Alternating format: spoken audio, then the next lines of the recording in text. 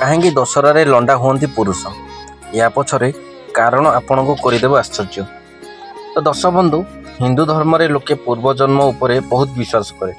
एथिपाई मृत्यु परे मृतकों आत्मा को शांति देवाई परिवार एक आत्मीय स्वजन अनेक क्रियाकर्म करिथांती।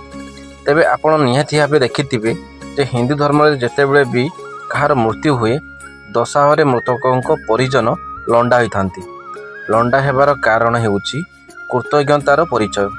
एमिति धरा जाए जे जदि कौनसी संपर्कीय मृत्यु होउची ताहले लंडा हेबार बहुत बड़ कारण रही। मृत व्यक्ति प्रति एवं सम्मान प्रदर्शन करने लंडा हेबाकू मृतकों सम्मानर देवार प्रतीक बोली मना जाए।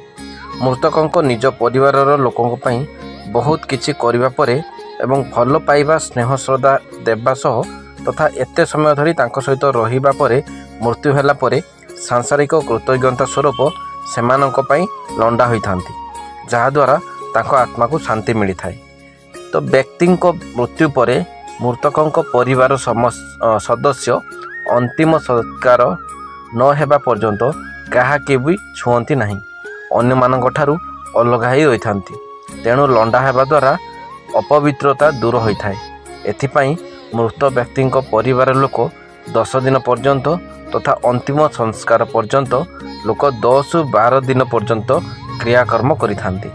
एथिसहित 13 दिन रे मृतकों वस्त्र को कौनसी गरीब असहाय लोकों को बांटी दिया जिबा उचित। एथिसहित लंडा हेबार अन्य एक कारण हेउची समस्त भौतिक संपर्क को भांगिबा। गरुड़ पुराण अनुसार मृतकर आत्मा तुरंत यह मानिबाकू नाराज थाए जे तार मृत्यु होइछि। प्रथमतः आत्मा शबर चारिपटे घोरी बुली थाए एवं दाह संस्कार परे घरे किंबा परिजनों आखपाखरे बुली थाए, किंतु इंद्रियर हेबा कारणर आत्मार भौतिक संपर्क परिजनों सहित होई पारि न थाए। आउ एथिरे बाळ ही संपर्क करने सहायक होता है। तेणु एथिपाई मध्य परिवार लोके लंडा होइथांती। तो दर्शक बंधु, आपण माननकू एई तथ्यटी केमिति लागिला निश्चित भावे कमेंट करि जणाइबे। भलो लागिले लाइक करिवे और चैनल जदि नुआ अछंती तो सब्सक्राइब करिया को जमार भूलिबेनी।